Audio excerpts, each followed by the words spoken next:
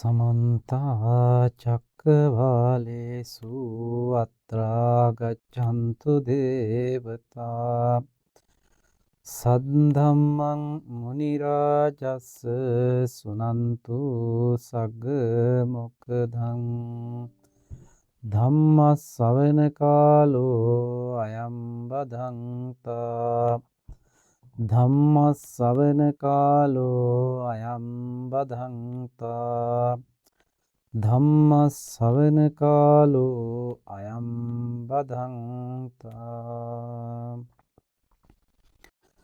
නමෝ තස්ස භගවතු වරහතෝ සම්මා සම්බුද්දස්ස නමෝ තස්ස භගවතු වරහතෝ සම්මා සම්බුද්දස්ස නමෝ තස්ස භගවතු වරහතෝ සම්මා සම්බුද්දස්ස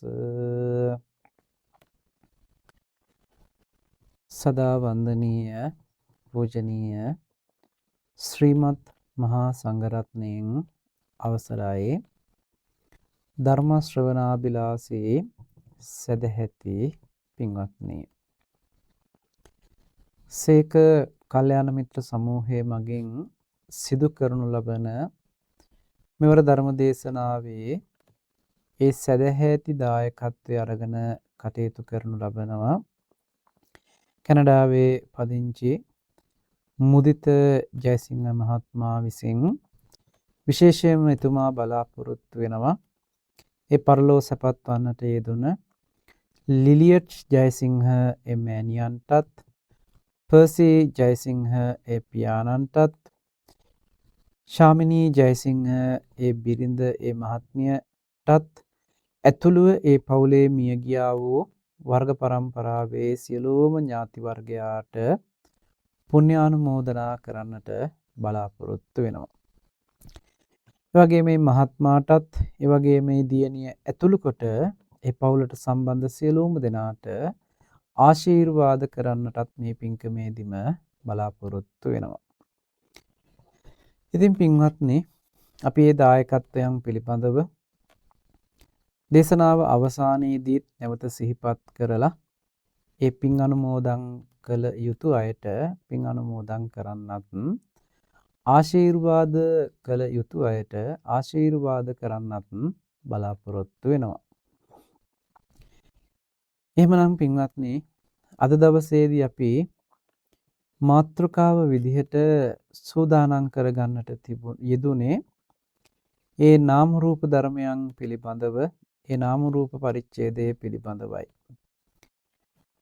යම් කෙනෙක් දිට්ඨි විසුද්ධියකටපත් වෙනවා නම් එහෙම නැතිනම් දර්ශන විසුද්ධියකටපත් වෙනවා නම් ඒ මෙන්න මේ නාම රූප දෙකේ පරිච්ඡේදය එහෙම නැතිනම් මේ නාමය සහ රූපය වෙන්කර ගැනීමට දක්ෂ වූ පුද්ගලයෙක් විය යුතු වෙනවා. එහෙමනම් අපි කාගේ ජීවිතවල ධර්ම අවබෝධයේ පිණිස යන මේ ගමනට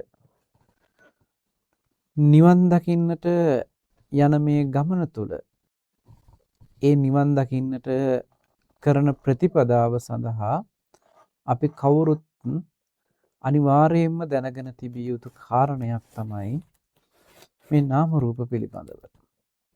නාම රූපයන් වෙන් කර ගැනීම පිළිබඳව. ඒ අනුව අපිට ඒ පිළිබඳව අවබෝධයක් ලබන්නට නම් ඊට පෙර ආතුව ඒ ධර්මතා පිළිබඳව දැනුමක් ලැබිය යුතු වෙනවා. එhmenan අපි මෙම දේශනාවෙන් විශේෂයෙන්ම බලාපොරොත්තු වෙන්නේ නාම ධර්ම සහ රූප ධර්ම පිළිබඳව ඔබට යම් තහක් තේරුම් ගැනීමේ පහසුව පරිදි පැහැදිලි කරලා දෙන්නට. අපට පුළුවන් අයුරින් අපි උත්සාහවත් වෙනවා ඔබට මේ පිළිබඳව කරුණු පැහැදිලි කරලා දෙන්න. අපි බලමු නාම ධර්මයන් සහ රූප ධර්මයන් කියලා කිව්වහම අපි පළමුවෙන්ම රූප ධර්මයේ පිළිබඳව පැහැදිලි කර ගැනීමක් සිද්ධ කර ගන්නට ඕනේ. රුප්පතිති රූපං කැඩෙන බිඳෙන පෙරලෙන අර්ථයෙන් රූප කියලා හඳුන්වනවා. මොනවද මේ රූප කියලා කියන්නේ? බුදුරජාණන් වහන්සේ අපිට පෙන්නනවා රූප කියලා කිව්වහම මේ රූපය සකස් වෙලා තියෙන්නේ ධර්මතා හතරක ගොනුවක් විදිහට. ඒ ධර්මතා හතරේ ලක්ෂණ කාරණා හතරකුත් එක්ක ඒ ධර්මතාවයන් 8ක් විදිහට පෙන්නනවා. ඒක තමයි අප කවුරුත් අහලා හුරු පුරුදු සුද්දාෂ්ටක කියලා කතා කරන්නේ. අර ධර්මතා හතර තමයි සතර මහා ධාතු කියලා කියන්නේ. සුද්දාෂ්ටක කියලා කියන්නේ මේ සතර මහා ධාතුවත් ඒ ලක්ෂණ හතරකුත් එකතුව 8ක් විදිහට කතා කරනවා. පඨවි ආපෝ තේජෝ වායෝ කියලා සතර මහා ධාතුව පෙන්නලා වර්ණ ගන්ධ රස ඕජා හැටියට එහි ලක්ෂණ හතරකුත් පෙන්නනවා. ඒකයි ඕජාව 8 වෙනි කොට ඇති සුද්දාෂ්ටක කියලා හඳුන්වන්නේ. සුද්දාෂ්ටක අෂ්ටක කියලා කියන 8ක් කියන එක පිරිසුදු ධර්මතා 8ක් පිළිබඳවයි කතා කරන්නේ. පඨවි ආපෝ තේජෝ වායෝ වර්ණ ගන්ධ රස ඕජා කියලා පෙන්වනවා. එහෙමනම් මේ කතා කරන කාරණාව තුළ සතර මහා ධාතුව තුල අන්තර්ගත වෙන එහෙම නැතිනම් රූපේ තුල අන්තර්ගත වෙන පඨවි ආපෝ තේජෝ වායෝ වර්ණ ගන්ධ රස ඕජා පිළිබඳව අපි එහි සරලව කෙටි අර්ථයක් පැහැදිලි කරගනිමු. පඨවි කියලා කියන්නේ ලක්කන පඨවිය, සසම්බාර පඨවිය, ආරම්මන පඨවිය, සම්මුති පඨවිය කියලා පඨවිය නැවත ඒ ස්වභාවය අනුව 4 ආකාරයකින් බෙදනවා. ආපෝත් එහෙමයි, තේජෝත් එහෙමයි, වායෝත් එහෙමයි. ලක්කන, ආරම්මන, සසම්බාර, සම්මුති කියලා බෙදනවා. ආරම්මණයෙන්දි පෙන්නනවා අරමුණු කරන කාරණාවේදී විශේෂයෙන් ওই කසින භාවනාවන් පිළිබඳව ගත්තාම පඨවි අරමුණු කරමින් පඨවි කසිනේ වඩනවා. ආපෝ අරමුණු කරමින් ආපෝ කසිනේ වඩනවා.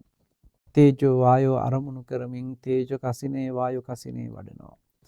මේ වගේ ආරම්මණයේදී පඨවි ආපෝ තේජෝ වායෝ කියන කාරණාව තියෙනවා.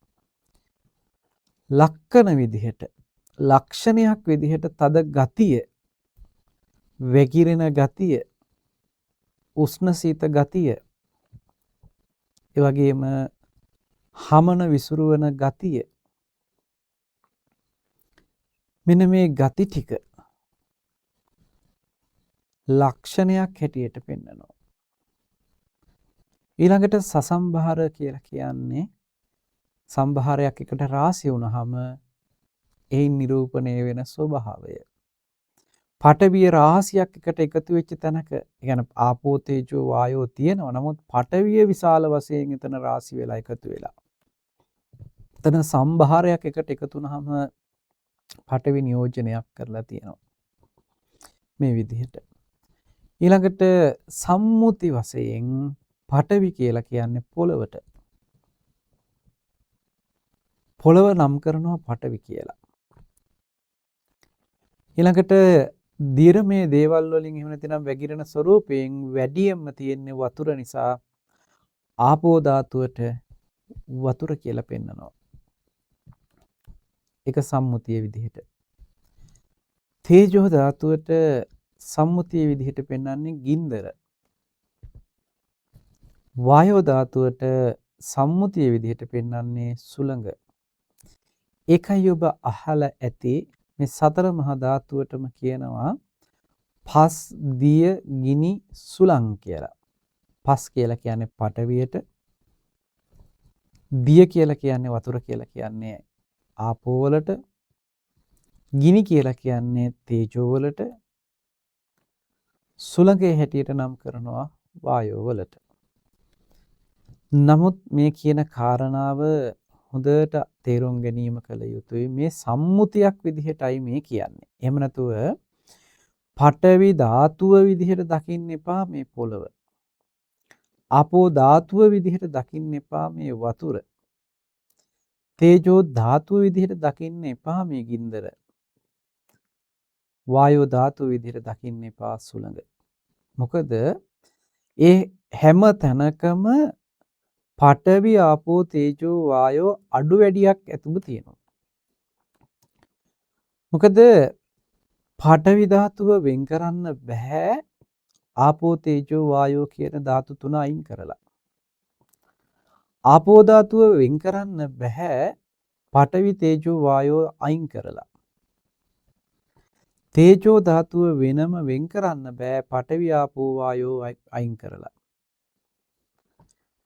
වායෝ ධාතුව වෙන් කරන්න බෑ පඨවි ආපෝ තේජෝ වෙන් කරලා. මේ හතර දෙනා ඔවුනොවුන්ට හේතු වෙමින් ඔවුනොවුන්ට ප්‍රත්‍ය වෙමින් අඤ්ඤමඤ්ඤ ප්‍රත්‍යකින් ඔවුනොවුන්ට උදව් කර ගනිමින් පවතින ධර්මතා ටික. පඨවි ධාතුව නිර්මාණය කරන්නේ ආපෝ තේජෝ වායෝ විසින්. ආපෝ ධාතුව නිර්මාණය කරන්නේ පඨවි තේජෝ වායෝ විසින්. තේජෝ ධාතුව නිර්මාණය වෙන්නේ පඨවි ආපෝ වායෝ විසින්. වායෝ ධාතුව නිර්මාණය කරන්නේ පඨවි ආපෝ තේජෝ විසින්. නිසා මේ හතර ඔවුනොවුන්ට හේතු වෙමින් ප්‍රත්‍ය වෙමින් ඔවුනොවුන්ම නිර්මාණය කරගන්නා වූ කාරණාවක් හැටියට ධර්මයේ අපිට පැහැදිලි කරනවා. ඒ නිසා පඨවි ආපෝ තේජෝ වායෝ කියලා කියන්නේ ඔවුනොවුන්ටම ප්‍රත්‍ය වෙමින් හේතු වෙමින් ඔවුනොවුන්ගේම සම්බන්ධතාවයක් ගොඩනගාගෙන තියෙන ධර්මතා ටිකක් මිස භෞතිකව දකින්නට එපා එහෙම භෞතික කාරණා. මොකද මේක ගති ලක්ෂණ ටිකකින් සකස් වෙච්ච සමුදායක්. ඒ විදිහට ගත්තාම සතර මහා ධාතුව සහ උපාදාය රූපේ කියලා නැවත මේ රූපේ කොටස් දෙකකට බෙදනවා. සතර මහා ධාතුව කියලා කිව්වහම පඨවි ආපෝ තේජෝ වායෝ කියලා දකින්න. මේ හතර දෙනා සම්මිශ්‍රණය වෙමින් එකතු වෙමින් නිර්මාණය කරන රූප කොටස් ටිකක් තියෙනවා. මෙන්න මේ රූප කොටස් ටික තමයි උපාදාය රූප හැටියට හඳුන්වන්නේ. පිටකේ අපිට උපාදාය රූප 23ක් හම්බ වෙනවා. ඒ උපාදාය රූප අතරේ චක්කු, සෝත, ගාහන, ජීවහ, කාය කියන මේ පහ ඇතුළත් වෙලා තියෙනවා. ඊට ගොදුරු වෙන ඊට අරමුණු වෙන වර්ණ රූපේ, ශබ්ද රූපේ, ගන්ධ රූපේ, රස රූපේ අන්තර්ගත වෙනවා. පොට්ටබ්බ රූපේ කියලා මෙතනදී වෙනමම හඳුන්වන්නේ නැත්තේ අපිට පොට්ටබ්බේ විදිහට කාය ස්පර්ශයකට හම්බ වෙන්නෙම පඨවි ධාතුව නිසා. සතර මහා ධාතුවේ අත හැපෙනවා මිසක්, කය හැපෙනවා මිසක් උපාදාය රූපයක නෙමෙයි කය ගැටෙන්නේ හැපෙන්නේ. ඒ නිසා සතර මහා ධාතුවේ පඨවි ධාතුව තමයි අපිට ඍජුවම කාය ස්පර්ශයකට සම්බන්ධ වෙන්නේ. එතකොට බැලුවාම මේ ඇහැ කියන්නේ සතර මහා ධාතුවෙන් සකස් වෙච්ච නිර්මාණයක්. ඒකටයි උපාදාය රූපේ කියලා කියන්නේ. මේක තේරුම් ගන්නට මම මෙහෙම පුංචි පැහැදිලි කිරීමක් ඔබට කරන්නම්. ගලුයි වැලි වතුරයි සිමෙන්ති එකට එකතු කරලා ගල් වැලි වතුර සිමෙන්ති කියන මේ දේවල් එකට එකතු කරලා අපි යම් ඉදිකිරීමක් කරනවා නම් අපි එකට කියනවා බිත්තිය කියලා. එහෙම නැතිනම් බැම්ම කියලා. එහෙම නැතිනම් කොන්ක්‍රීට් එකක් කියලා කියනවා. කණුවක් කියලා කියනවා. ආදී මෙහෙම විවිධ හැඩසටහන් විවිධ ශක්තියින් අනුව ඒ ස්වභාවයේ අනුව විවිධ නම් කිරීම කරනවා. හැබැයි මේ හැම ඉදිකිරීමකම ඒ සඳහා යොදාගෙන තියෙන්නේ ගලුයි වැලි වතුරයි සිමෙන්තියි කියන සාධක ටික. ගල් වැලි වතුර සිමෙන්ති කියන මේ සාධක ටික යොදාගෙන අපිට බිත්තියක් බැම්මක් තාප්පයක් කණුවක් කොන්ක්‍රීට් එකක් කියලා මේ විදිහට නම් කරන්න පුළුවන් විදිහේ විවිධ දේවල් නිර්මාණය කරගන්න පුළුවන්කම තියෙනවා. හැබැයි කොන්ක්‍රීට් එකක් කියලා කියන්නේ තවදුරටත් ගලුයි වැලි වතුරයි සිමෙන්ති නෙමෙයි. ඒක තුල ගල් වැලි වතුර සිමෙන්ති වලින් යුක්ත වූ බව පේනවා. හැබැයි ගල් වල තිබිච්ච ස්වභාවයවත් වැලි වල තිබිච්ච ස්වභාවයවත් වතුරේ තිබුණ ස්වභාවයවත් සිමෙන්ති වල කුඩු විදිහට තිබුණ ස්වභාවයවත් දැන් ඒ කොන්ක්‍රීට් එකේ දකින්නට ලැබෙන්නේ නැහැ. ඒ ඔක්කොම එකට එකතු වෙලා ශක්ති සම්පන්න විදිහට සකස් වෙච්ච නිර්මාණයක් තමයි කොන්ක්‍රීට් එක කියලා කියන්නේ. ඒ නිසා මේක සකස් වුණේ මොකෙන්ද කියලා ඇහුවොත් ගල් වැලි වතුර සිමෙන්ති වලින් හැදුණා කියලා කියන්න වෙනවා. මොකද ඇත්තටම ඒ ටිකෙන් තමයි මේ කොන්ක්‍රීට් එක හැදෙන්නේ. හැබැයි දැන් හැදුනට පස්සේ කොන්ක්‍රීට් එක කියලා කියන්නේ වෙනමම නිර්මාණයක්. අර ගල් වැලි වතුර සිමෙන්ති වලින්ම නිර්මාණය වෙච්ච. හැබැයි දැන් කොන්ක්‍රීට් එක කියලා කියන්නේ ගල් වැලි වතුර කියලා දකින්න එපා. ඒයින් නිර්මාණය වෙච්ච බව දකින්න. හැබැයි දැන් ඒ කොන්ක්‍රීට් එක කියලා ගල් ටිකට අත දික් කරන්නවත් වැලි ටිකට අත දික් කරන්නවත් වතුරට අත දික් කරන්නවත් සිමෙන්ති කුඩු වලට අත දික් කරන්නවත් පුළුවන් කමක් නැහැ. නිසා මේ හතරම නිසා හැදුන කොන්ක්‍රීට් එක කියන්නේ මේ හතර නිසා උපන්නා වූ ඵලයක්. ඉන්නේ වගේම තමයි අපිට මේ ඇහැ කියලා කියන්නේ කන කියලා කියන්නේ නහය දිව කය කියලා කියන්නේ අර සතර මහා ධාතුවෙන් පඨවි ආපෝ තේජෝ වායෝ කියන මේ සතර මහා ධාතු එකට සම්බන්ධ වෙලා එයින් නිර්මාණය කරන්නට යෙදුන නව නිර්මාණයක්. ඒකට කියනවා උපාදාය රූප කියලා.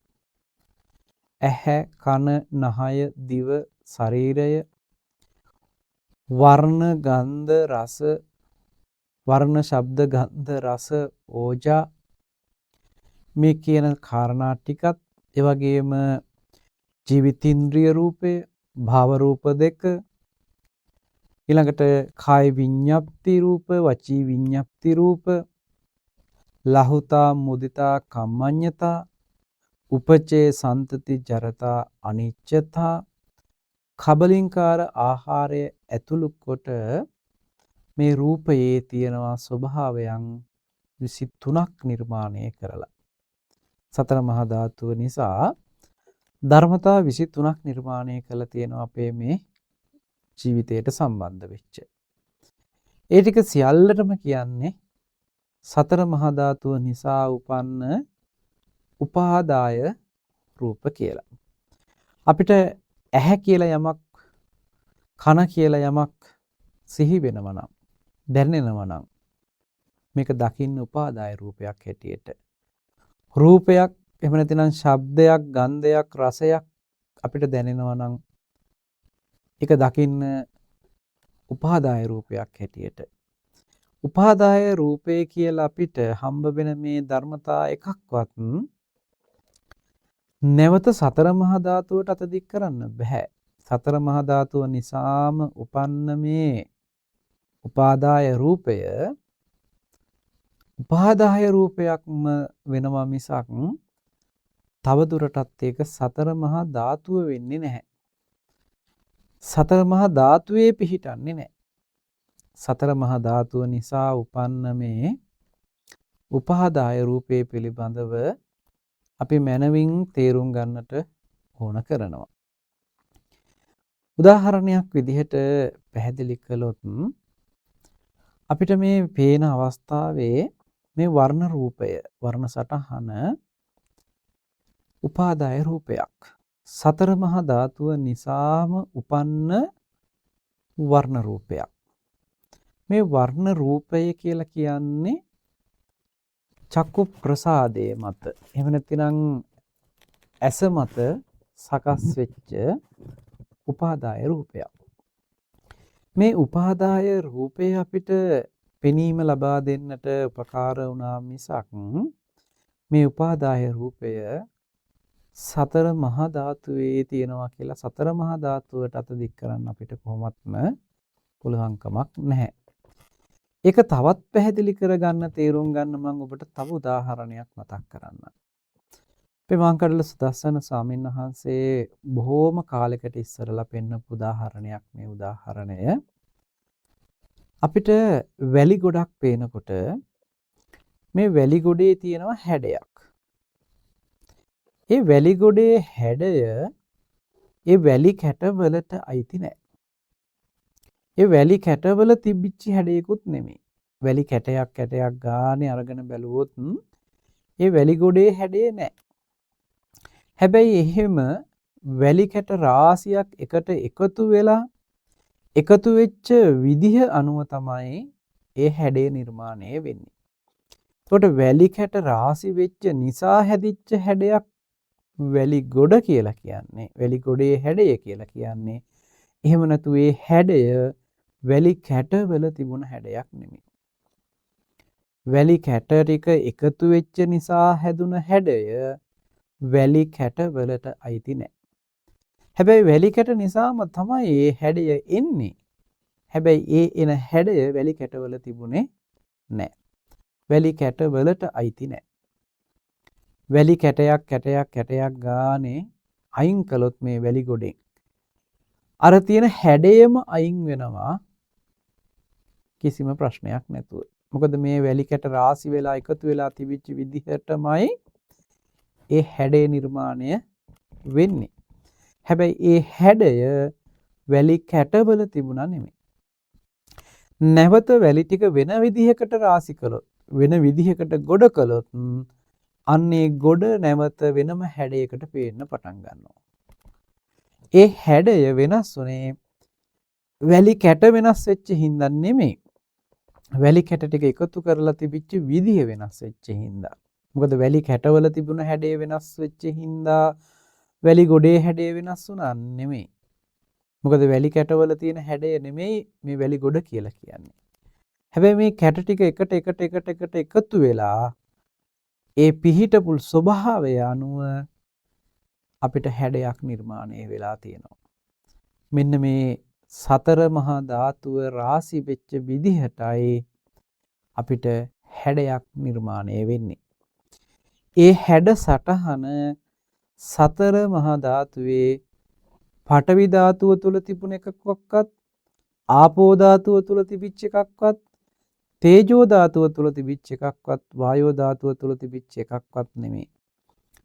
වර්ණ ගන්ධ රස ඕජා කියන මේ අෂ්ටමක කලාපවල තිබිච්ච එකක්වත් නෙමෙයි. හැබැයි මේවා එකට එක රාශි වෙච්ච නිසා රාශි වුණාම එකතු වුණාම ඒ රාශි වෙච්ච විදිහට නිර්මාණය වෙච්ච හැඩයක් තමයි අපිට මේ පේන හැඩය. ශබ්දයත් එහෙමමයි සතර මහා ධාතුව ගැටීම නිසා ඒ ගැටුණ විදිහ අනුව ඒ ගැටිච්ච ස්වභාවය අනුව ඒ ගැටෙන්න සතර මහා ධාතුව රාශි වෙච්ච විදිහ අනුව තමයි අපිට ශබ්ද රටාවන් හම්බ වෙන්නේ. ඒ ශබ්ද රටාව උපාදාය රූපයක් මිස ඒ ශබ්දේ සතර මහා ධාතුවේ තිබුණ ශබ්ද නෙමෙයි. සතර මහා ධාතුවේ ශබ්දයක් තිබුණා නෙමෙයි. ඒ වගේම ගඳ සුවඳ රස ස්පර්ශත් එහෙමමයි. සතර මහා ධාතුව රාශි වෙච්චහම ඒ රාශි වෙච්ච සතර මහා ධාතුව නිසා නිර්මාණය වෙන එකක් මේ ගන්ධ රූපේ කියලා කියන්නේ. සතර මහා ධාතුව රාශි වෙලා ඒ රාශි වෙච්ච විදිහට නිර්මාණය වෙච්ච එකක් තමයි මේ රස රූපේ කියලා කියන්නේ. ඒ නිසා ඒ රස සතර මහා ධාතුව රාශි වෙච්ච නිසා ආපු එකක් මිස ඒ රස සතර මහා ධාතුවට අයිති නෑ. අපිට ඇහෙන ශබ්දය සතර මහා ධාතුව රාශි වෙලා ඕනෝන් ගැටවීම නිසාම ඇතිවෙච්ච යමක් මිස ඒ ශබ්දය සතර මහා ධාතුවට අයිති නෑ. ගඳ සුවඳත් එහෙමයි, රසත් එහෙමමයි, ස්පර්ශයත් එහෙමමයි. ඒ නිසා අපිට මේ කියන කාරණාව හොඳට නුවණින් පැහැදිලි කරගන්නට ඕන කරනවා. එතනදී පොට්ටබ්බේ කියලා කියන එක පිළිබඳව විශේෂයෙන්ම මතක් කරන්නට ඕනේ. කලින් කියවුණා පොට්ටබ්බේ කියලා. එතනදී පොට්ටබ්බේ කියන එක ඍජුවම සතර මහා ධාතුවේ ගැටෙන එකක්, උපාදාය රූපයක් නෙමෙයි කියලා මතක් කළා. ඒ නිසා වර්ණ ගන්ධ රස, එහෙම නැත්නම් වර්ණ ශබ්ද ගන්ධ රස කියන මේ ටික, එහෙම නැතිනම් ඇහැ කන නහය දිව කය, රූප ශබ්ද ගන්ධ රස කියන මේ ටික සතර මහා ධාතුව නිසා උපන්න උපාදාය රූපයක් කියලා පැහැදිලි කරන්න පුළුවන්කම තියෙනවා. පොට්ටබ්බේ කියලා කියන්නේ පඨවි ධාතුවේම හැපෙන නිසා ඍජුවම සතර මහා ධාතුවේ හැපුණා කියලා තමයි එතනට පැහැදිලි කරගන්නට ඕන වෙන්නේ. ඒ නිසා මෙන්න මේ විදිහට ගත්තාම මේ සතර මහා ධාතුවත් සතර මහා ධාතුව නිසා උපන්න උපාදාය රූපත් කියන මේ රූප ධර්මයන් පිළිබඳව මනා දැනුමක්, වැටහීමක්, අවබෝධයක් අප සතුව තිබිය යුතු වෙනවා. නාම ධර්ම වලින් මේ රූප ධර්මයේ වෙන් කරලා හඳුනා ගැනීම පිණිස. රූප ධර්මයන් වෙන් කර ගන්නට නම් අපි මේ රූප ධර්මයන්ගේ ස්වභාවය මනාව හඳුනාගෙන තිබිය යුතු වෙනවා. ඒ සඳහා රූපයන් පිළිබඳව මනා දැනුමක් අත්‍යවශ්‍ය වෙනවා. ඔන්න රූප ධර්මයන් පිළිබඳව අපි සාමාන්‍ය විදිහට කාරණාව පැහැදිලි කරගන්නට යෙදුණා. ඊළඟට තියෙනවා නාම ධර්ම කියලා කිව්වහම, නාම ධර්ම කියලා කියන්නේ මේ හිතේ තියෙන ගති ලක්ෂණ වලට, චෛතසික ධර්මයන් වලට, හිතේ තියෙන ස්වභාවය පිළිබඳව, ඒ තියෙන ගතිය පිළිබඳව පෙන්වනවා නාම ධර්ම වලින්. පස්සය, වේදනාව, සංඥාව, චේතනාව, මානසිකාරය කියලා ප්‍රධාන වශයෙන් මෙතනදී ධර්මතා පහක් කතා කරනවා. පස්ස, වේදනා, සංඥා, චේතනා, මානසිකාරය කියලා කියන්නේ නාම ධර්ම හැටියට පැහැදිලි කරනවා. යම් ස්පර්ශ වීමක් තියෙනවා නම් මේක පස්සේ කියලා කියන්නේ චෛතසිකයක්. වේදනාව කියලා කියන්නේ චෛතසිකයක්. සංඥාව කියලා කියන්නේ චෛතසිකයක්. ඒ වගේම චේතනා, එහෙම නැතිනම් චේතනා කියලා කියන්නේ චෛතසිකයක්. ඒ වගේම මානසිකාරය කියලා කියන්නේ චෛතසිකයක්. මේ විදිහට පස්ස, වේදනා, සංඥා, චේතනා, මානසිකාරය කියලා නාම ධර්ම හැටියට මේ ධර්මතා ටික හඳුන්වනවා. ස්පර්ශයක් කියලා කියන්නෙම යමක් යමක ගැටුණහම ඇති වෙන ස්වභාවයක්. ඇහැ රූපයත් සමග ගැටෙනකොට ඇති වෙනවා ස්පර්ශයක්. චක්කු සම්පස්සේ කියලා මේක හඳුන්වනවා. කන සද්දයක් සමග ගැටෙනකොට ස්පර්ශයක් හට ගන්නවා. මේකට කියනවා සෝත සම්පස්සේ කියලා. ගාන සම්පස්සේ, ජීව සම්පස්සේ, කාය සම්පස්සේ කියලා මේ විදිහට ස්පර්ශයන් පිළිබඳව හඳුන්වනවා. ස්පර්ශය කියලා කියන්නෙම මේ ස්පර්ශ ආයතන හරහා නිර්මාණය කරන ලද නාම ධර්මයක්.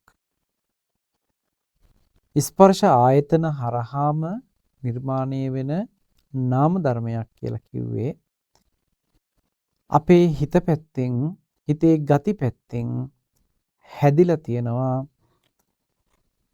ස්පර්ශයක් ලබන්නට පුළුවන් වෙන විදිහේ ස්වභාවය.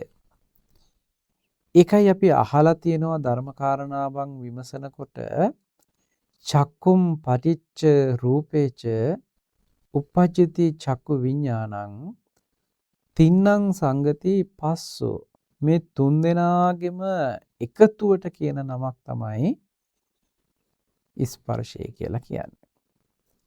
මේ තුන් දෙනා නෙමෙයි ස්පර්ශය කියන්නේ මේ තුන් දෙනා එකට එකතු වුණාට පස්සේ කියන නමයි ස්පර්ශය කියලා කියන්නේ. අපි උදාහරණයකට ගත්තොත් සීනි තියෙනවා, තේකුල තියෙනවා, උණු වතුර තියෙනවා.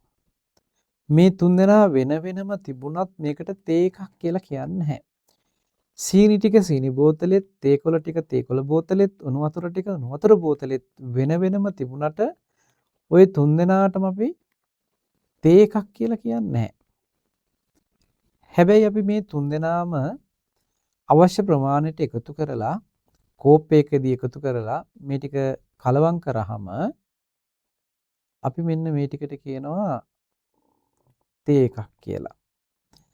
දැන් මේ තේ එක කියපු තැන තිබිලා තියෙන්නේ සීනි තේකොළ උණු වතුර තමයි. හැබැයි සීනි වලටවත් උණු වතුර වලටවත් තේකොළ වලටවත් අපි බොන තේ එකක් කියලා කියන්නේ නැහැ. තේ කුඩු ටිකටවත් අපි බොන තේ එක කියලා පෙන්වන්නේ නැහැ කියන්නේ.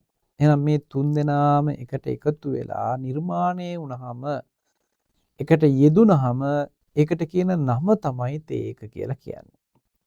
ඒකේ සීනි ටික, තේකොළ ටික, උණු වතුර ටික අන්තර්ගතයි. හැබැයි වෙන වෙනම තේ ටිකට කියලා ගත්තාම වෙන වෙනම සීනි ටිකට තේ එක කියන්නේ නැහැ. වෙන වෙනම තේකොළ ටිකට තේ එක කියන්නේ නැහැ. උණු වතුර ටිකට තේ එක කියන්නේ නැහැ. එහෙනම් මේ තුන් දෙනාම එකට සංකලනය වුණාම ඒ සංකලනය වෙච්ච එකතු වෙච්ච ඒ සමස්ත සිද්ධියම අල්ලලා ගත්තාම ඒ එකතු වීමට කියන්නේ තේ එක කියලා. ඒ වගේ ඇහැට කියන්නේ නෑ ස්පර්ශය කියලා. රූපයට කියන්නේ නෑ ස්පර්ශය කියලා. මෙතනදී රූපය කියලා කිව්ව උපාදාය රූපේ වර්ණ රූපේ. වර්ණ රූපයට කියන්නේත් නෑ ස්පර්ශය කියලා. එතෙන්ට යොමු කරවන ලද හිත එකට අපි කියනවා චක්කු විඥානය කියලා. ඒ චක්කු විඥාණයට කියන්නේත් නෑ ස්පර්ශය කියලා. මේ තුන් දෙනාම එකට මුණ ගැහිලා එකට එකතු වුණාම ඒ එකතු වෙච්ච තැන හඳුන්වන්නට තමයි ස්පර්ශය කියලා කියන්නේ. ඒකයි තින්නම් සංගති පස්සෝ කියලා පෙන්වන්නේ ස්පර්ශ වෙන අවස්ථාව. මෙන්න මේ ස්පර්ශයේ චක්කු සම්පස්සේ, සෝත සම්පස්සේ, ගාහන සම්පස්සේ, ජීව සම්පස්සේ, කාය සම්පස්සේ, මනෝ සම්පස්සේ කියලා සම්පස්ස 6ක් පිළිබඳව කතා කරනවා. එතකොට මේ ස්පර්ශය කියලා කියන්නේ මොකක්ද කියන එක පිළිබඳව දැන් ඔබට යම් මට්ටමක අදහසක් ඇති. මේ ආයතන ටික එකට මුණ ගැහිච්චාම, ඒ කියන්නේ ඇහත්, රූපයත්, චක්කු විඥානයත් කියන මේ තුන් දෙනාම එකට මුණ ගැහුණාම කියන පොදු අර්ථය තමයි ස්පර්ශය කියලා කියන්නේ. මේ ස්පර්ශයට පුළුවන්කම තියෙනවා, හැකියාවක් තියෙනවා විඳීමට අවශ්‍ය කරන පරිසරය හදලා විඳින්න සලස්සන එක. ඒ විඳීමට අවශ්‍ය කරන පරිසරය නෙමෙයි විඳිනවා කියලා කියන්නේ. විඳීම කියලා කියන්නේ පරිසරය තුල විඳීමක් ඇති කරනවා. එහෙමනම් ස්පර්ශයේ විසින් විඳින්න පුළුවන් වූ පරිසරය හදලා දුන්නාම වේදනාව විසින් ඒක වින්දනය කරනවා. යමක් විඳිනනම් වින්දනය කරයි නම් ඒක වේදනාවක් හැටියට හඳුනා ගන්නට ඕනේ. මේකත් හිතේ ලක්ෂණයක්. හිතේ ගතියක්. අපි කියනවා චෛතසිකයක් කියලා.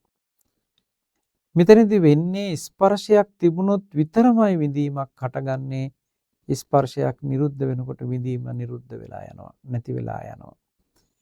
ඒ නිසා මෙතනදී විඳීම කියලා කියන්නේ සැප වේදනාවක් වෙන්න පුළුවන්, දුක් වේදනාවක් වෙන්න පුළුවන්, අදුක්ඛම සුඛ වේදනාවක් වෙන්න පුළුවන්. ඒ කොයි වේදනාවක වේදනා ස්වභාවය කොයි වුණත් ඒ වේදනාවක් ඇති කලව ස්වභාවය තමයි ස්පර්ශය කියලා කියන්නේ. ස්පර්ශයටයි පුළුවන්කම තියෙන්නේ වේදනාවක් නිර්මාණය කරන්න. ඒ නිර්මාණය වෙන වේදනාව සැප වේදනාවක් වෙන්න පුළුවන්, දුක් වේදනාවක් වෙන්න පුළුවන්, අදුක්කම සුඛ වේදනාවක් වෙන්න පුළුවන්. මේ ආකාරයේ විවිධ වූ වේදනා ස්වභාවයන් නිර්මාණය වෙන්න පුළුවන්කම තියෙනවා. එයින් ලැබෙන ස්පර්ශයේ රළු ස්පර්ශයක් නම් උපදින වේදනාව දුක් සහගත වේදනාවක් වෙන්න පුළුවන්. ඒ උපදින ස්පර්ශය සියුම් ස්පර්ශයක් නම් එයින් උපදින වේදනාව සැප සහගත වේදනාවක් වෙන්න පුළුවන්. මේ විදිහට වේදනාවේ යම් වෙනසක් සිද්ධ වෙනවා ස්පර්ශයේ යම් වෙනස් වීම මත. ඊළඟට වේදනාවත් සමගම තියෙනවා සංඥාව. සංඥාව කියලා කියන්නේ රූප සංඥාවක්, ශබ්ද සංඥාවක්, ගන්ධ සංඥාවක්, රස සංඥාවක්, පොට්ටබ්බ සංඥාවක්, ධම්ම සංඥාවක් කියලා මේ විදිහට සංඥාවන් 6ක් පිළිබඳව අපිට පෙන්වනවා. මෙතනදී සංඥාව කියලා කියන්නේ හඳුනා ගැනීමට අවශ්‍ය කරන ඒ නිමිත්තක් හදලා දෙනවා. එහෙම නැත්නම් ඒකේ ස්වභාවයක් සකස් කරලා දෙන එකට කියනවා සංඥාව කියලා. අපි දන්නවා අපිට නිතර අහන්න දකින්න ලැබෙන සංඥාවල් තමයි මාර්ග සංඥා කියලා කියන්නේ. අපි පාරේ යනකොට දකුණු පැත්තට වංගුවක් තියෙනවා. එහෙම නැත්නම් වම් පැත්තට වංගු දෙකක් තියෙනවා. ආදී මේ විදිහට නොයෙකුත් සංඥාවන් ඉදිරිපත් කරලා තියෙනවා පාරේ. කහයිරක් ඉදිරියෙන් තියෙනවා. සතර මං හන්දියක් ඉදිරියෙන් හම්බ වෙනවා කියලා මේ විදිහට පොඩි සටහනක් අපිට හම්බ වෙනවා ඇදලා තියෙන සටහනක්. මේ සටහන කියලා කියන්නේ ඇත්තටම ඒ පාරේ තියෙන දේ නෙමෙයි. එහෙම දෙයක් තියෙනවා වගේ ඒ හැඩයට හැඳපු චිත්‍රයක්. එහෙම නැතිනම් සංඥාවක්. සටහනක්. එහෙමනම් මේ සංඥාව කියලා කියන්නේ අර අපිට දැනුණ ස්පර්ශය නිසා දැනුණ වේදනාවේ ස්වභාවය අනුව සටහනක් නිර්මාණය වෙනවා. ඒ සටහන රූපේ පිළිබඳ වූ සටහනක් නම් ඒකට කියනවා රූප සංඥාව කියලා. ශබ්දයේ පිළිබඳ වූ සටහනක් නම් ඒකට කියනවා සද්ද සංඥාව කියලා. ඒ වගේම ගඳ සුවඳ පිළිබඳව, රසය පිළිබඳව, ස්පර්ශය පිළිබඳව ආදී විදිහට මේ සටහන වෙනස් වෙනවා. ඒ සංඥාව වෙනස් වෙනවා. ඒ රූප ස්වභාවය මත වෙනස් වෙනවා. ඒකයි ධාතු නානත්වයේ මත සංඥා නානත්වයක් ඇති වෙනවා කියලා පෙන්වන්නේ. ඒ විදිහට ගත්තාම මේ සංඥා ස්වභාවය අපේ හිතින් හොඳට ග්‍රහණය වෙන කාරණාවක් බවට පත් වෙනවා. හිතට බොහොම සමීපව සිද්ධ වෙන සිද්ධියක් මේක. ඊළඟට තියෙනවා චේතනා. චේතනා කියලා කියන්නේ අපිට බොහෝ වෙලාවට අපි අහලා තියෙනවානේ චේතනාහම් භික්කවේ කමං වදාමි කියලා. චේතනාවයි කර්මය සකස් කරන්නේ කියලා. මෙතනදී මේ ක්‍රියාවලිය සකස් කරනවා මේ චේතනාව ධර්මයේ මුල් කරලා. ඒ කියන්නේ හිතට අල්ලලා දෙන්න පුළුවන් අවශ්‍ය කරන ක්‍රියාපටිපාටිය තමයි මේ චේතනාව විසින් සිද්ධ කරන්නේ. ඊළඟට මානසිකාරය. මානසිකාරය කියලා කියන්නේ මෙනෙහි වීම. එහෙම නැත්නම් හිතේ ඒ අරමුණ රඳා පවත්වා ගැනීම. හිතට ගත්ත ඒ අරමුණ හිත තුළ තවදුරටත් රඳා පවත්වා ගැනීම කරනවා මානසිකාරය කියන කාරණාවේ. මෙනෙහි කිරීම කියන තැනකින්.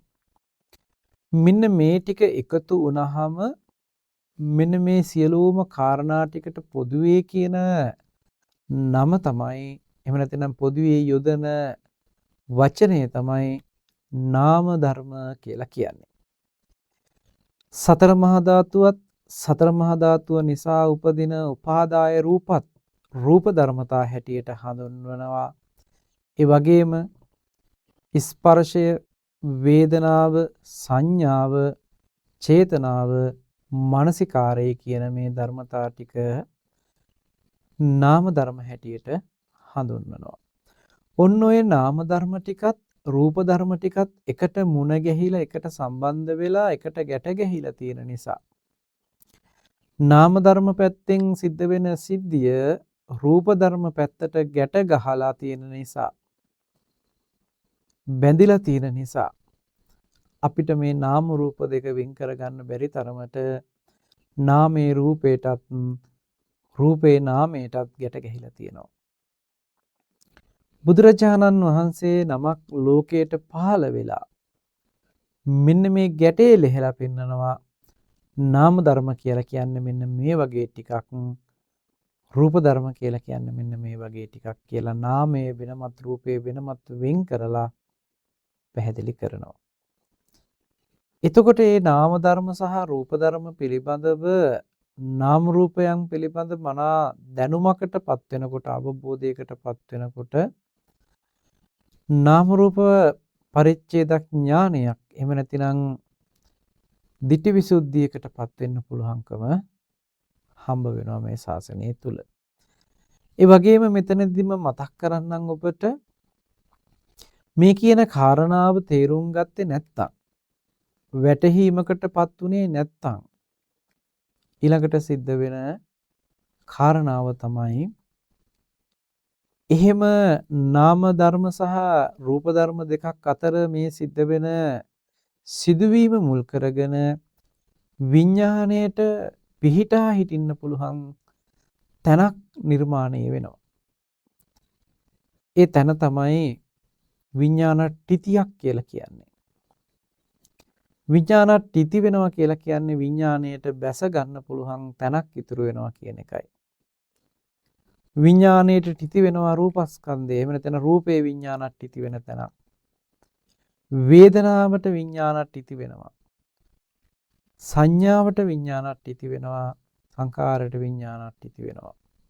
මේ රූප වේදනා සංඥා සංකාර කියන මේ ධර්මතා ටිකට විඥානට ටිති වෙනවා. විඥානේ පිහිටනවා. ඒ නිසා ලෝකේ නිර්මාණය වෙනවා. කාම ලෝකේ නිර්මාණය වෙන්නේ ඒ විදිහට. ඒ විඥාන ටිති වෙන තැන අනුව ස්වභාවය අනුව රූප ලෝකයක් නිර්මාණය වෙනවා. අරූප ලෝකයක් නිර්මාණය වෙනවා. කාම ලෝකය, රූප ලෝකය, අරූප ලෝකය කියන මේ ලෝක ස්වභාවය එහෙම නැත්නම් ලෝකය කියන කාරණාව නිර්මාණය වෙන්නේ ඔන්න ඔය ක්‍රමයටයි. අපිට මෙන්න මේ කාරණාව තේරුම් ගත්තේ නැත්නම් අවබෝධ කරගත්තේ නැත්නම් අපිට ලෝකෙන් මිදෙන්නට ලෝකෙන් එතර වෙන්නට පුළුවන් කමක් ලැබෙන්නේ නැහැ. යම් තැනක යම් දවසක අපි ලෝකෝත්තර භූමියකටපත් වෙනවා නම් නිවන් දකිනවා නම් අපිට අනිවාර්යයෙන්ම නාම රූප පරිච්ඡේද ඥානය උපදවා ගන්නට ඕනේ. නාම රූප දෙක පිළිබඳව මනා වැටහීමක් අවබෝධයක් තිබිය යුතු වෙනවා. ඒ නිසා නාම ධර්මයන් ටිකත් රූප ධර්මයන් ටිකත් වෙන් වෙන්ව හඳුනා ගැනීම කියලා කියන්නේ අපේ ජීවිතේට වටිනාම කාරණයක් බවට පත් වෙනවා. නමුත් නාම ධර්මයන් සහ රූප ධර්මයන් වෙන් වෙන් වශයෙන් දකින්නට තරම් අපිට අවස්ථාව සැලසිලා නැති වෙන්නේ ඒ පිළිබඳව අපේ ජීවිතයේ අවබෝධතාවයකට පත් වෙන්නට අවශ්‍ය කරන වැඩපිළිවෙල පසුබිම සකස් කරගෙන නැහැ. ඒ කිව්වේ මොකක්ද කියලා මම පැහැදිලි කරන්නම්. මේ කියන කාරණාව පිළිබඳව අහලා දැනගත්ත දර්ශනීය කෘත්‍ය අපේ ජීවිතයට අඩුවක් තිබෙනවා නම් අපි හරියට අහලා තේරුම් අරගෙන නැතිනම් ඔන්න එක ප්‍රශ්නයක් හිටිනවා. මොකද නාම ධර්ම රූප ධර්ම පිළිබඳව අපි වැරදි අර්ථ ගැන්වීමක්, වැරදි වැටහීමක්, වැරදි අදහසක් ධර්මින් කටයුතු කරනවා නම් ඒකම අපේ ජීවිතයේ වරදින්නට හේතු වෙන්න පුළුවන්. අවිද්‍යාවෙන් වෙලිලා කටයුතු කරන්නට උපකාර වෙන්න පුළුවන්. නමුත් අපි දක්ෂයි නම් උත්සාහවන්තව කටයුතු කරනවා නම් සීලයක පිහිටලා ඉන්ද්‍රිය සංවරයන් රකිමින් සමාධි සංවත්තනික කටයුතු කරමින් කමඨහනක සමත කමඨහනක හිත වඩමින් නීවරණ ටිකේ තියෙන හයිය අඩු කරලා නීවරණ වල තියෙන ස්වභාවය අඩු කරලා අපිට පුළුවන්කම තියෙනවා නම් මේ ධර්ම කරුණු ටික හොඳට මෙනෙහි කරන්න. මෙනෙහි කර කර ඉන්නකොට යම් වෙලාවක් යම් අවස්ථාවක් එනවා මේ කියන කාරණේ ඇත්තම නේද? මේ හිතන විදිහ හැබෑවටම සිද්ධ වෙන සිද්ධියක් නේද? කියලා ඒ පිළිබඳව විශ්වාසවන්ත භාවයේ ගොඩනගාගෙන ශ්‍රද්ධා විරි සති සමාධි ප්‍රඥා කියන මේ ධර්මතා ටික වඩමින් කටයුතු කරන්නට ඕනේ. එතකොට තමයි අපිට මේ නාම ධර්ම ටිකත් රූප ධර්ම ටිකත් වෙන් කරලා හඳුනා ගන්නට පුළුවන්කම ලැබෙන්නේ. හැබැයි ඒ පිළිබඳව අහලා නිවැරදිව අහලා දැනගත්ත බව අත්‍යවශ්‍යම කාරණයක් වෙනවා. ඒ විදිහටම මේ නාම ධර්ම ටික රූප ධර්ම ටිකේ තියෙන ස්වභාවය විදර්ශනා කරන්නත් පුළුවන්කම තියෙන්නට ඕනේ. කොහොමද විදර්ශනා කරන්නේ? මේ රූප ධර්මයේ කියලා කියන්නේ සතර මහා ධාතුවත් සතර මහා ධාතුව නිසා උපන්න උපාදාය රූපත් කියලා අපි මුලින් කතා කළා, පැහැදිලි කළා. මේ සියලුම රූප ධර්මයන්ගේ මේ රූප ස්වභාවය මේ රූප ලක්ෂණය ඇතිවීමට එහෙම නැත්නම් ඒ ස්වභාවයටපත් වෙන්නට හේතු වුණේ සතර මහා ධාතුවමයි. ඒකයි මම මුලින් කිව්වේ පඨවි ධාතුව පවතින්නේ ආපෝ තේජෝ වායෝ කියන තුන් දෙනා නිසා. ආපෝ ධාතුව පවතින්නේ පඨවි තේජෝ වායෝ කියන තුන් දෙනා නිසා. තේජෝ ධාතුව පවතින්නේ පඨවි ආපෝ වායෝ කියන තුන් දෙනා නිසා. වායෝ ධාතුව පවතින්නේ පඨවි ආපෝ තේජෝ කියන තුන් දෙනා නිසා. ඔවුනොන්ට හේතු වෙමින් ඔවුනොන්ට ප්‍රත්‍ය වෙමින් නිර්මාණය වෙන එකක් තමයි මේ රූපය කියලා කියන්නේ. වර්ණ රූපය වෙන්න පුළුවන්, ශබ්ද රූපය වෙන්න පුළුවන්. ආදී මේ විදිහට රූපය කියලා කියන්නේ. රූපයේ හේතු නිසා හටගෙන හේතු නැති වෙනකොට නැති වෙන බව දකින්න කෙනෙක් ඉන්නවා නම් යේ හේතු පබවා ධම්මා කියලා පෙන්වන ගාථාවෙන් කියන්නේත් මේ කාරණේමයි. හේතුපටිච්ච සම්භූතං හේතුභංගා නිරුජ්ජති කියලා පෙන්වන්නේ ඒ කාරණේමයි. අපිට සතිපට්ඨානයේදී උදේවැය බලන්න කියලා කියන්නේත් ඒ කාරණේමයි. එහෙමනම් මෙන්න මේ රූපයේ හේතු නිසා හට ගැනීමත් හේතු නිරෝධයෙන් නිරුද්ධ වීමත් කියන මේ කාරණාව හොඳට විමසලා ගත්තොත් නුවණට ගත්තොත් මෙන්න මේ කාරණාව ජීවිතේට අවබෝධ කරගන්න හරි පහසුවක් තියෙනවා.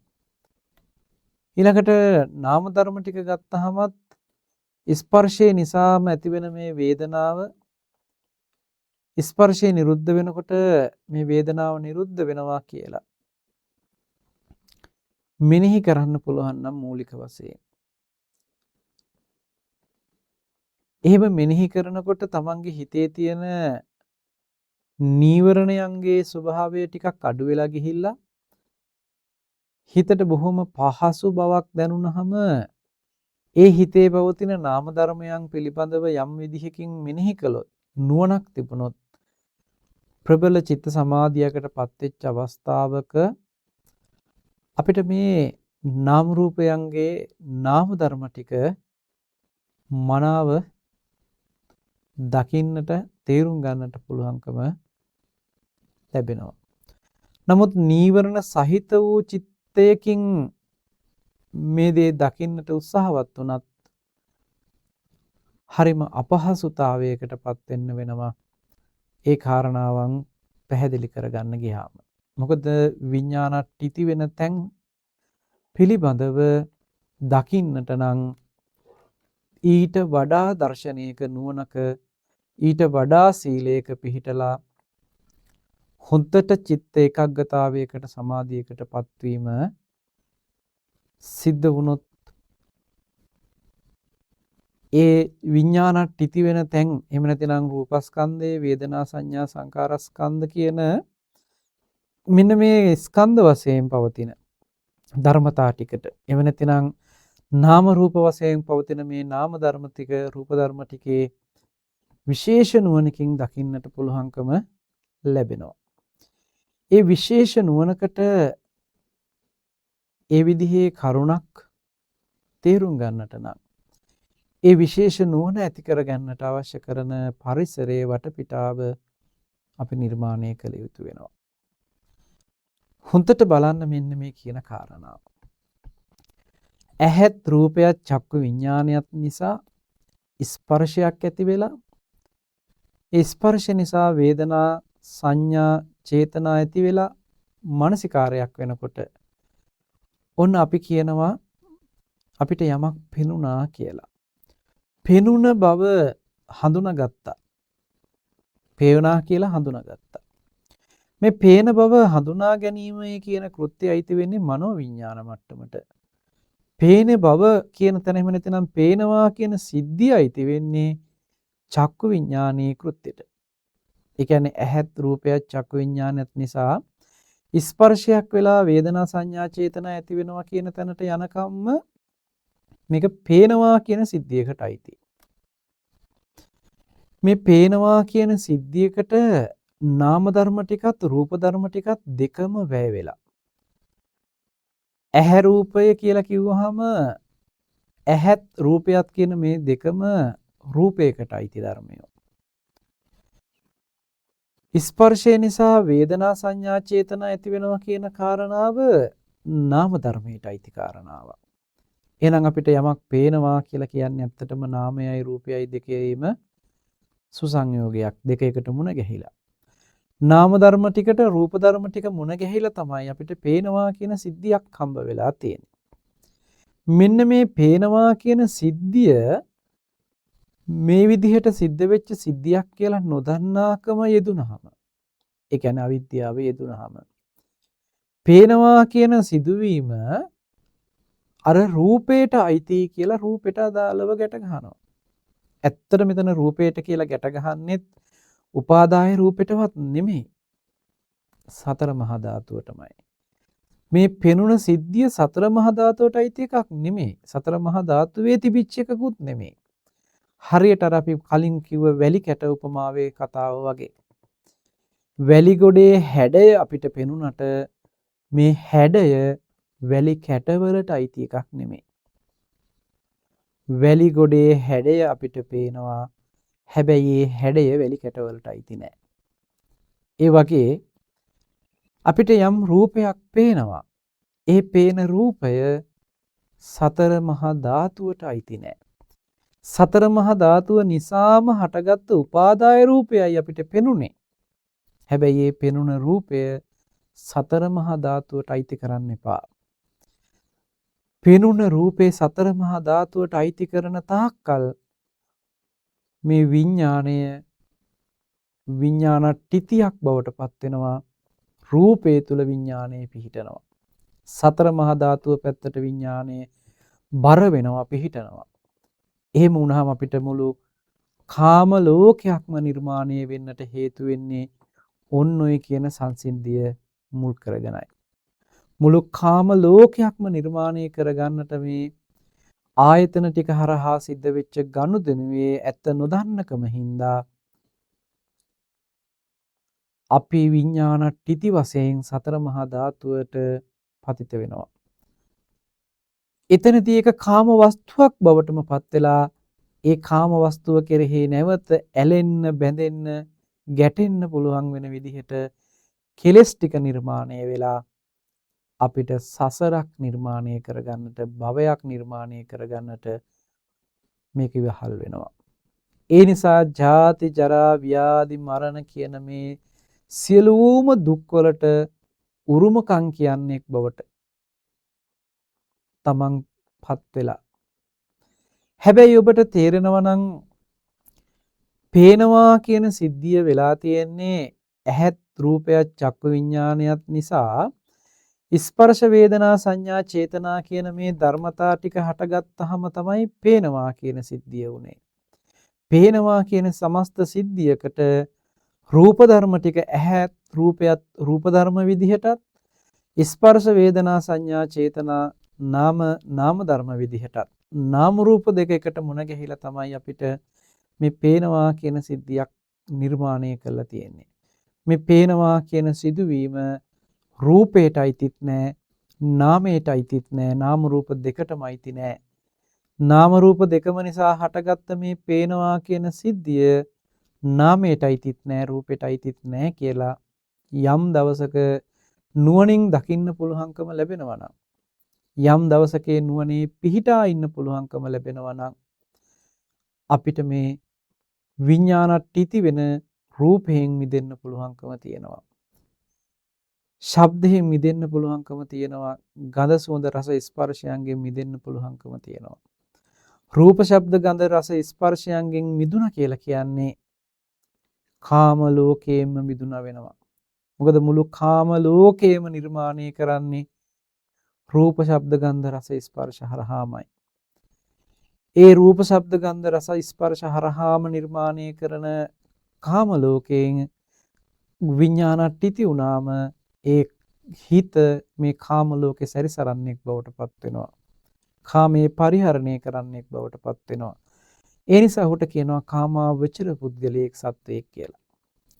හැබැයි අපි මේක අවබෝධ කරගෙන මේ විඥානට්ටියෙන් මිදෙනවා නම් ඇහැ රූප චක්කු විඥාන නිසා ස්පර්ශ වේදනා සංඥා චේතන ඇති වෙන මෙන්න මේ ධර්ම කාරණාව නිසා පෙනුණා කියන සිද්ධියක් නිර්මාණය වෙලා නම් කන සද්දේ සෝත විඥානයේ නිසා ස්පර්ශ වේදනා සංඥා චේතනා කියන මේ ධර්මතා ටික නිසා නාම රූප ටික නිසා ඇහෙනවා කියන සිද්ධියක් නිර්මාණය වෙලා නම් ගන්ධ සුවඳ රස ස්පර්ශයත් ඒ විදිහටම මේ විදිහට මේ පේනවා ඇහෙනවා කියන දැනෙනවා කියන මේ කාරණා ටිකෙන්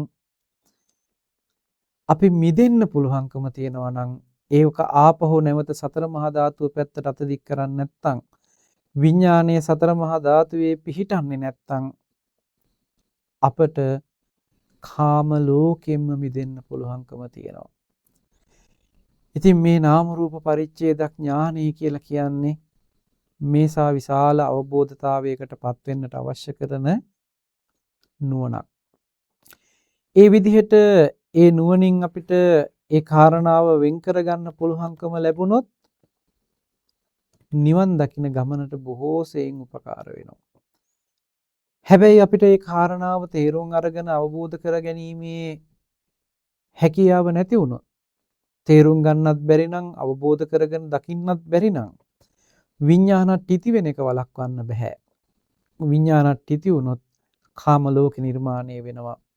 කාම ලෝකයක් නිර්මාණය වුණොත් ඒ නිර්මාණය වෙච්ච කාම ලෝකයෙන් මිදිලා වාසය කරනවා කියන එකක් සිද්ධ වෙන්නේ නැහැ. කාම ලෝකයේ තුලම ජීවත් වෙන්න වෙනවා. ජාති ජරා ව්‍යාධි මරණ ආදී දුක් පීඩාවන් වලට පත් වෙන්න වෙනවා. ඒ විතරක් නෙමේ මෙලවදී දුක් විඳිනවා විතරක් නෙමේ පරලොවටත් දුකට යන්නට හේතු වෙන සාධකයේ මෙතන නිර්මාණය වෙනවා.